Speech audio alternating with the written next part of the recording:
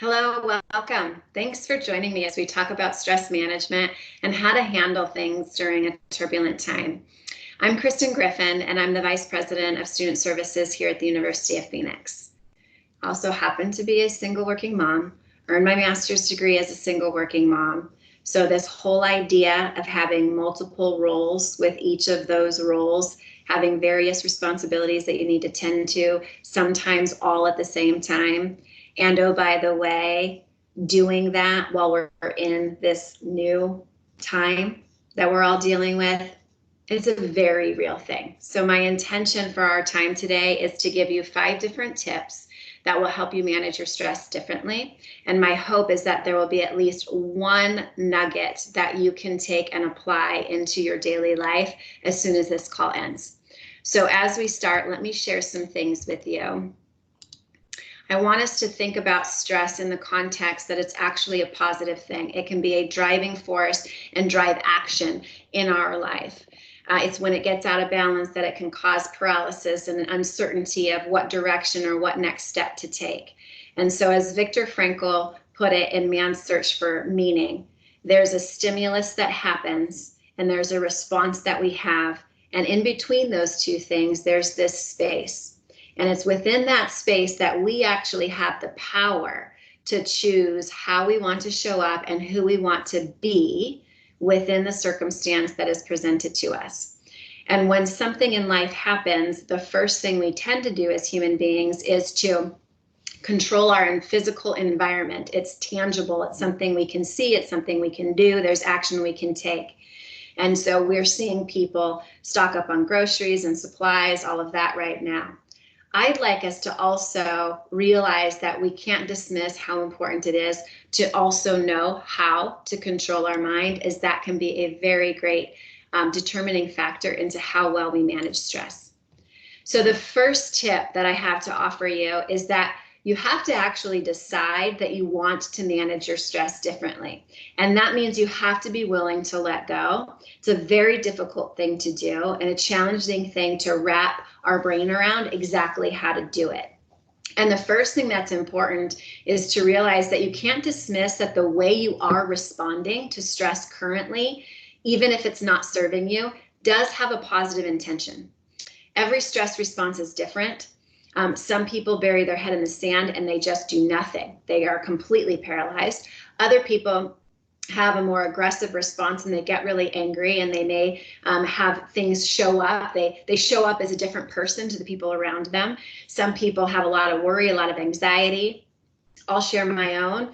I tend to do great. Things build up, and then I just have this meltdown. There might be some tears of just so much to do. I feel so overwhelmed and I don't know what to do except cry. You feel me? And I may realize that that's not serving me and helping me, but at the same time, I have to recognize that really is my ego trying to take care of me. It's a positive intention to keep me away from discomfort and to raise the red flag that, hey, I'm feeling something here, right? And so even though that freak out may not be serving me well, I can't dismiss that there's a positive intention.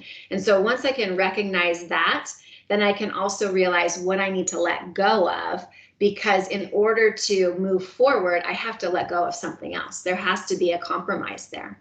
And so once I know what I can let go of, I can start to work toward that.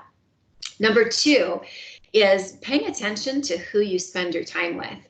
And it might sound a little bit cliche, and we hear it a lot, and we tell it to our children even, that to be careful who their friends are, but emotions are contagious, and it's human nature to mirror what's going on around us. And it also is very important to recognize that what we look for, we're going to find. I bought a Subaru Crosstrek, cute little blue-gray one recently. And before I bought it, I never really saw them. And then as soon as I decided I liked it, I see them everywhere, even if I'm not trying to, right? So what we look for, even if we don't realize we're looking for it, we're going to find. So if you've got a lot of negativity going on and a lot of stress going on, you're going to find more of that. If you've got a lot of calm going on, you're going to find more of that. And so take notice and become aware of What kinds of topics are you discussing? Where is there balance in solutions? Are you talking about progress and plans that you're making, or are you spending all of your time discussing the situation at hand and the overwhelm that you're feeling? Third tip is to manage your mind. Increasing what your awareness of what your thoughts mean to you and what you're making them mean. So when a circumstance happens, a thing happens that we don't like, human nature is to say, I want that thing to go away. And if that thing went away, I wouldn't be feeling the stress that I'm feeling. And instead, what we need to realize is that thing often isn't going to go away. Let's use the example here. I'm working in my home office. I have my son who's out of school because schools are canceled. He's trying to figure out online classes. I have a dog at home who, this is my third recording because the dog was barking outside and I had to get my son to bring her inside, right? There's these circumstances I really can't control right now. And so if I can take a step back and really get clear on, like, despite the fact that I can't change this, I can decide how I would like to be and what I'd like to be experiencing during this. And then from there, be able to say, what's one change I can make to help me get closer to how I want to be?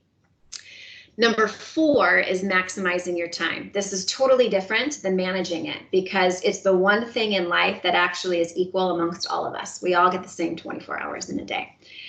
And we don't think it's weird to manage our finances or to budget our finances, to look at what is the income coming in and what is the expenses going out, and to create a budget for ourselves. Have we ever thought about doing that with our time? That how are we spending the 24 hours in the day, and is that time that we're spending something that is filling us up and helping us get us closer to our goals, or is it something that is getting us farther away? And the last tip is to manage your energy. Unlike time, energy can be systematically increased and improved. So taking your day and looking at intentional rituals and creating routines is a way that you can systematically increase your energy. And there's 4 different dimensions of which you can look. One is physical, our body, what we're doing exercise-wise, what we're putting into our bodies, how much sleep we're getting, if we're taking enough breaks throughout the day. Emotions is another dimension that we often dismiss, our attitudes and what we're feeling, being able to diffuse any negativity, increase positive emotions, and reframe outlooks as we need to. Our mind, that's the part of energy of the things. Have you ever done anything and it's like a task that's like, man, my brain just hurts after? Those are the tasks that require a lot of your energy. And so you should do those tasks when you know you've got the most energy, or you should prepare for those tasks by doing something that's going to help increase your energy. And then our spirit is what I like to call our vibe, how we show up. There's things that are different for all of us that fill you up and bring you joy, and trying to incorporate some of those into your daily routine as much as you can help increase your energy. And the last one, as we end and wrap up our time, is really just to share more acts of kindness, even if it's just to smile. It's nearly impossible if you smile at somebody for them not to smile back. I dare you to just try. So I hope as we wrap up our time, there's something that you're able to take away, something that can help you and you can start doing tomorrow. As a reminder, just want you to all know that those of us here at University of Phoenix are here for you and supporting you. Thank you for your time.